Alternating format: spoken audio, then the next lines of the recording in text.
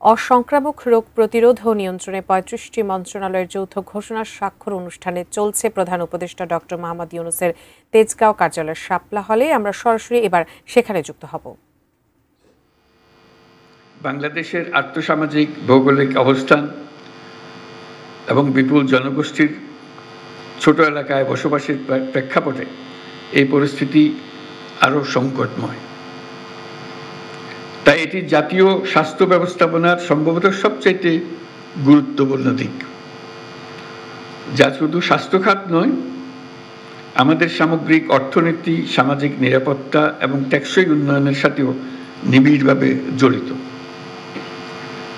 বিশ্ব স্বাস্থ্য সংস্থার ২০২২ সালের প্রতিবেদন অনুসারে বাংলাদেশে মোট মৃত্যুর শতকরা ৭১% ঘটে অসংক্রামক রোগের কারণে।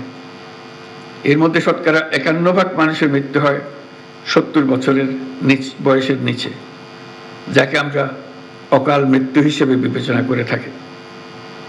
আমাদের ব্যক্তিগত চিকিৎসা ব্যয়, আউট অফ পকেট এক্সপেন্ডিচার ৬৯%, যার বেশিরভাগ অসংক্রামক রোগের জন্য ব্যয় হয়।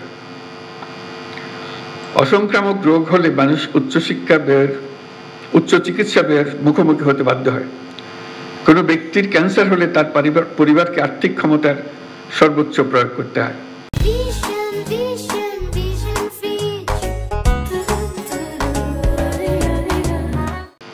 এবং প্রায় ক্ষেত্রে সহায়হীন, সম্বলহীন হয়ে পড়ে।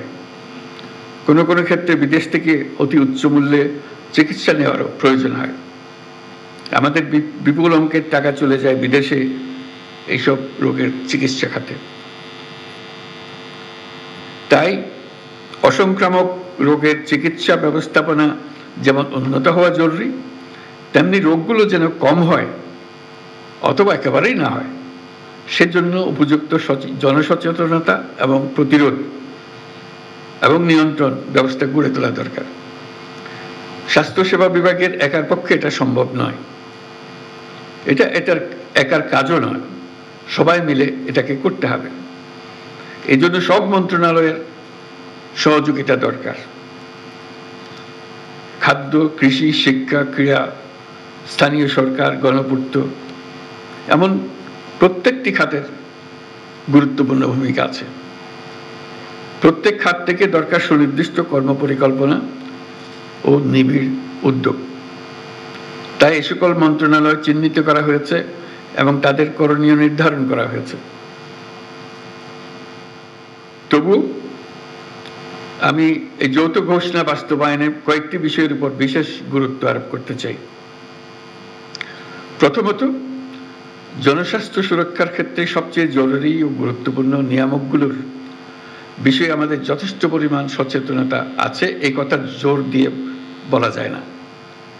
অনেকেই সচেতন থাকলেও জীবনযাপনে হয়তো সেভাবে প্রতিফলন নেই, ফলে নানামাত্রিক শারীরিক ও মানসিক সমস্যার সৃষ্টি হচ্ছে এবং দেশের আর্থসামাজিক উন্নয়নে অগ্রগতির উপর নেতিবাচক প্রভাব পড়ছে।